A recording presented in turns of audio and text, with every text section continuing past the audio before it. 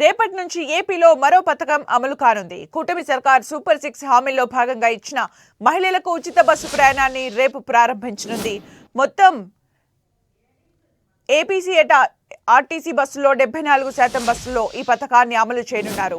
5 రకాల బస్సుల్లో మహిళలు ఉచితంగా ప్రయాణించేలా ఏర్పాట్లు చేశారు. మరి పథకంతో ప్రభుత్వంపై ఎంత భారం పడనుంది? బస్సుల్లో మహిళా ప్రయాణికుల సంఖ్య పెరగనుందా? ఈ పథకం అమలుకు ఆర్టీసీ సిబ్బంది సరిపోతుందా? ప్రభుత్వం తీసుకుంటున్న చర్యలపై 10 టీవీ గ్రౌండ్ రిపోర్ట్.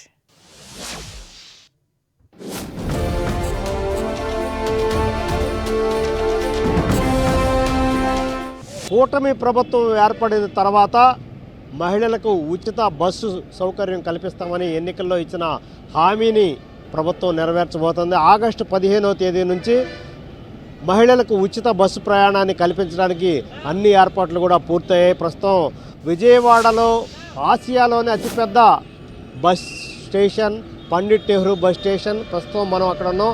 ఇక్కడ నుంచి ఇదే ప్రాంతం నుంచి రాష్ట్రంలోని నలుమూలకు కూడా అన్ని రకాల సర్వీసులు ఈ బస్ స్టాండ్ నుంచే ప్రారంభమవుతాయి. ముఖ్యమంత్రి నారా చంద్రబాబు నాయుడు ఈ ప్రాంతం నుంచే మహిళలకు ఉచిత బస్సు ప్రయాణాన్ని ప్రారంభించబోతున్నారు. ప్రస్తుతం తిరుగుతున్నటువంటి బస్సుల్లో దాదాపు 74% బస్సులు సర్వీసుల్ని మహిళలకు ఉచితంగా రవాణా చేయటం కోసం ప్రభుత్వం అన్ని ఏర్పాట్లు చేసింది. ఆర్టీసీ యంత్రాంగం దీనికి అన్ని రకాల ఏర్పాట్లన్నీ కూడా పూర్తి చేసింది.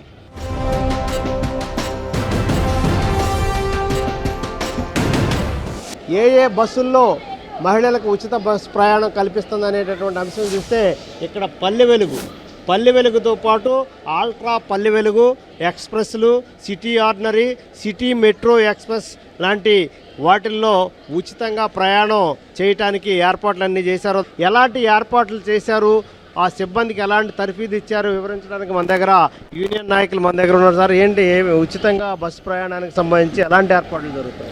ఏషియాలోనే పెద్ద బస్టాండు, వరల్డ్లో సెకండ్ బస్టాండ్ అయినటువంటి పండిట్ నెహ్రూ బస్టాండ్ని ఎంచుకుని ఇక్కడ నుంచి ఓపెన్ చేయడం మేము చాలా ఆనందపడుతున్నాం. మరి ముఖ్యంగా ఈరోజు ఆ పథకం అమలు పరిచే దాంట్లో మరి ఏదైతే కండిషన్ పెంచుకోవడం కానీ వెహికల్ కండిషన్ పెంచుకోవడం అధికారులు మేమంతా కూడా కార్మికులు అంతా మమేకమయ్యి ఏది వెహికల్ కండిషన్ పెంచడం జరిగింది. అలాగే కొన్ని బస్సులు కూడా కొత్తవి తీసుకోవడం జరిగింది. అట్లాగే ముఖ్యంగా మరి ఏదైతే సాఫ్ట్వేర్ ఉందో టిమ్స్కి సంబంధించి ఈపీఎస్ మిషన్స్లో సంబంధించి ఏదైతే జీరో టికెట్ అని అన్నారో సాఫ్ట్వేర్ అప్డేట్ చేయడం జరిగింది. చాలామంది విజయవాడ సిటీలోకి వచ్చేవాళ్ళు, కాలేజీలకు వచ్చేవాళ్ళు కానీ ఇది చిన్న చిన్న ఉద్యోగాలు చేసుకునే వాళ్ళకి ఈ ఉచిత పథకం పెడతాం అనేది చాలా బ్రహ్మాండంగా ఆహ్వానించదగ్గది. 15 నుంచి ఉచిత బస్సు ప్రయాణం చేయబోతున్నారు. చాలా హ్యాపీగా ఫీల్ అవుతున్నాను. చంద్రబాబు గారి హ్యాట్స్ అప్ అండి. హ్యాపీగా ఫీల్ అవుతున్నాం సార్.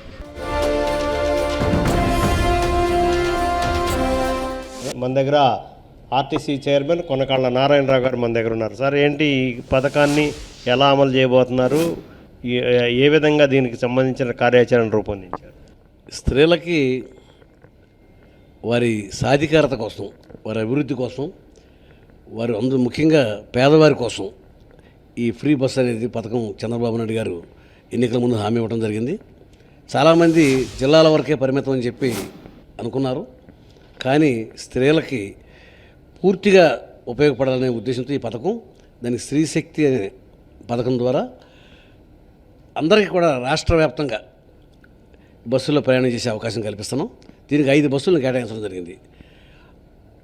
పల్లె వెలుగు, ఆల్ట్రా పల్లె వెలుగు, మెట్రో ఎక్స్ప్రెస్, అలాగే ఆర్డినరీ సిటీ బస్సులు, మొత్తం ఈ 5 కేటగిరీని కూడా ఇవ్వడం జరిగింది. 5 కేటగిరీ అంటే చాలామంది తక్కువ అనుకుంటున్నారు. 12,000 బస్సుల్లో 8,500 బస్సులు ఈ కేటగిరీ కిందకి వస్తాయి. అంటే 80% ఈ కేటగిరీ కింద బస్సులు, ఆర్టీసీకి ఉన్న బస్సుల్లో 80% బస్సులు స్త్రీలకి ఉచితంగా ప్రయాణం చేయడం కోసం ఏర్పాటు చేయడం జరిగింది. పర్ డే ఎంతమంది మహిళలు ఈ ఉచిత బస్సుని ఉపయోగించుకునే అవకాశం? ఇప్పుడు 33% వాళ్ళు ప్రయాణం చేస్తున్నారు. ఉచిత బస్సు ప్రయాణం వల్ల ఈ శాతం 66% పెరిగే అవకాశం ఉంది. 66% పెరగడం వల్ల మాకు రోజుకి 5,74,00,000 రూపాయల నష్టం వస్తుంది. అంటే ప్రభుత్వం భరాయించాల్సి వస్తుంది. ఇది సంవత్సరానికి సుమారుగా 1,950 కోట్ల రూపాయలు, సుమారుగా 2,000 కోట్ల రూపాయలు అవుతుంది. దీనికి గాను ఎంత ప్రిపరేషన్ అంతా ఉంది. ఇది కొంతకాలం ట్రాఫిక్ ఎక్కువగా ఉంటుంది, తర్వాత కొద్దిగా నార్మల్ అవుతుంది. ఈ ఉచిత బస్సు ప్రయాణం అనేసరికి రకరకాల సమస్యలు వస్తాయి. అటు తెలంగాణ కానీ కర్ణాటక కానీ మిగతా స్టేట్లు కూడా పరిశీలించిన నేపథ్యంలో అంటే అక్కడ ఎలాంటి ప్రాబ్లమ్స్ని ఐడెంటిఫై చేశారు, వాటిని ఇక్కడ ఎదుర్కోవడానికి ఎలాంటి చర్యలు చేపట్టారు? ఇప్పుడు ఓవర్లోడ్ అనేది మెయిన్ సమస్య. వచ్చిన ప్రతి వాళ్ళు కూడా బస్సు ఎక్కాలి, త్వరగా వెళ్ళిపోవాలనే ఉద్దేశంతో ప్రతి వాళ్ళు కూడా తోపులాట జరుగుతూ ఉంటుంది. ఆ తోపులాటలో ఘర్షణలు జరుగుతూ ఉంటాయి. అక్కడ కండక్టర్స్కి స్టాఫ్కి కూడా ఇబ్బంది కలుగుతూ ఉంటుంది. అటువంటి ఘర్షణలు ఎదురవుతాయి కాబట్టి క్యూలో ఆ బస్సుకు సరిపడా మనుషులు మాత్రమే ఎక్కించి తర్వాత మనం వేరే బస్సులోకి ఎక్కించే సెక్యూరిటీ వాళ్ళ చర్యలు తీసుకోవాలి. అంటే ముఖ్యంగా మా ఆర్టీసీ స్టాఫ్కి ఓర్పుతో ఉండమని చెప్పాం. సార్, ఇప్పుడు ఈ ప్రయాణికుల సంఖ్య పెరిగే అవకాశం ఉంది. ఈ నేపథ్యంలో వెహికల్ సంఖ్య పెంచడం, స్టాఫ్ సంఖ్య పెంచేటటువంటి పరిస్థితి ఎట్లా ఉంది? అది ఇమ్మీడియట్గా ఆ సమస్య పరిష్కారం కాదు. కారణం ఏంటంటే ఇక ముందు కొనబోయే బస్సులన్నీ కూడా ఎలక్ట్రిక్ బస్సులు కొనాలనేది చంద్రబాబు నాయుడు గారు కూటమి ప్రభుత్వం యొక్క ముఖ్య ఉద్దేశం. ఈ ఎలక్ట్రికల్ బస్సులు అనేటప్పటికీ ఇవి ఢిల్లీలో కేంద్ర ప్రభుత్వం సబ్సిడీ ఇస్తుంది. ఈ సబ్సిడీ మీద కొనుక్కోవాలి. కొన్న తర్వాత బాడీ బిల్డింగ్ చేయాలి, సీటింగ్ చేయాలి. ఇది ఒక్కసారిగా కొన్ని వందల బస్సులు బాడీ బిల్డింగ్ చేయాలంటే కష్టం. తయారు చేయడానికి కొంచెం టైం పడుతుంది. తయారై వస్తాయి. ఇప్పుడు మాకు 1350 బస్సులు, ఆల్రెడీ 750 బస్సులు ఆర్డర్ ఇచ్చాం. మళ్ళీ కొత్తగా 600 బస్సులకు ఆర్డర్ ఇచ్చాం. మొత్తం కలిపి 1350 బస్సులు ఆర్డర్ ఇచ్చి ఉన్నాం. ఎలక్ట్రిక్ బస్సులు రాబోతూ ఉన్నాయి. అవి దానికి ఛార్జింగ్ స్టేషన్స్, సబ్ స్టేషన్స్ పెట్టాలి. ఇవన్నీ పెట్టడానికి టైం పట్టినా కూడా ఈలోపు మాకున్న బస్సులతో మేము అడ్జస్ట్ అవుతాం. మరి ఎక్కువ మందికి స్త్రీలకి ప్రాధాన్యత ఇస్తాం. ఆటో డ్రైవర్లు కొంచెం ఆందోళన చేసే కార్యక్రమం ఉంది. వాళ్ళని శాంతింపజేయాలని ముఖ్యమంత్రి కూడా ఆదేశాలు జారీ చేశారు. అంటే ఎలాంటి ప్రయత్నాలు జరుగుతాయి? ఆటో డ్రైవర్లకి పెద్ద ఇబ్బంది కలగదు. కారణం ఏంటి, లూప్ లైన్లోకి మా బస్సులు వెళ్ళవు. లూప్ లైన్లోకి వెళ్ళాలంటే ఆటో మాత్రమే వెళ్ళగలదు. దీనివల్ల మెయిన్ లైన్లో కొద్దిపాటి ఇబ్బంది వచ్చినా కూడా ఇప్పుడు వరకు ఆర్టీసీకి ఆటో వాళ్ళ వల్ల ఇబ్బంది కలగలేదు, ఆటో వాళ్ళ వల్ల ఆర్టీసీకి ఇబ్బంది కలగలేదు. ఆ వివాదాలు ఇప్పుడు మా మధ్య లేవు. వాళ్ళకుండే వ్యాపారం వాళ్ళకు ఉంటాయి. రాష్ట్రంలో సగం మంది జనాభా అయిన మహిళలకి ఉచిత పథకం గవర్నమెంట్ బస్సు ప్రయాణం ఇవ్వడం అనేది చాలా గొప్ప వరం లాంటిదే మహిళలకి. ఈ యొక్క స్కీమ్లో మా అసోసియేషన్ పరంగా కానీ మా ఉద్యోగుల పరంగా కానీ ఈ పథకం విజయవంతం అవడానికి పూర్తి స్థాయి శక్తి సామర్థ్యాల మేరకు మేము కృషి చేస్తామని, గవర్నమెంట్కి మంచి పేరు తీసుకొచ్చేలాగా ఈ స్కీమ్ పరంగా మంచి పేరు తీసుకొచ్చేలాగా మా ఉద్యోగ నిర్వహణ చేస్తామని మీ ద్వారా మరి అందరికీ తెలియపరుస్తున్నాం.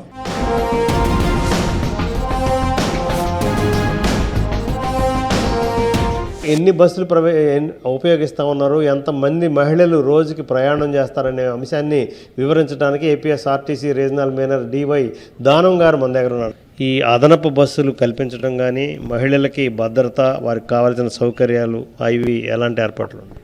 సో బస్ స్టేషన్స్లో అదనపు సీటింగ్ కానీ, అలాగే డ్రింకింగ్ వాటర్ కానీ, ఫ్యాన్స్ కానీ, అలాగే టాయిలెట్ ఫెసిలిటీ అని కూడా రెనోవేట్ చేసి ఎడిషనల్ ఫెసిలిటీ క్రియేట్ చేయడం జరుగుతుంది. ఫ్లోటింగ్ని తట్టుకోవడానికి ఎలాంటి ఏర్పాటు? ఆ ఫ్లోటింగ్ తట్టుకోవడానికి ఏ రూట్లో అయితే ఎక్కువ మంది ప్రయాణికులు వస్తారని మేము ఎక్స్పెక్ట్ చేస్తున్నాము, ఆ రూట్లో అదనపు ట్రిప్పులు తిప్పడానికి మాకు దగ్గర ఉన్న స్పేర్ బస్సులను కూడా మేము ఆపరేట్ చేయడానికి ప్లాన్ చేసుకున్నాం. ఎక్కడా ఏ విధమైన అసౌకర్యం కలగకుండా అటు ఉచిత బస్సులకు కానీ, ఇటు టికెట్ తీసుకొని ప్రయాణం చేసేవారికి కానీ ఎక్కడ ఏ విధమైన అసౌకర్యం కలగకుండా అదనపు బస్సులు, అదనపు ట్రిప్పులు కూడా ఏర్పాటు చేసి ప్రజల్ని, ప్రయాణికుల్ని సురక్షితంగా గమ్యస్థానాలకి చేర్చడం కోసం అన్ని ఏర్పాట్లు కూడా చేసినట్లు ఏపీఎస్ఆర్టీసీ ఆర్ఎం డివై దానం పేర్కొన్నారు. కెమెరామన్ నాగరాజ్తో జయరాజ్, 10 టీవీ, విజయవాడ.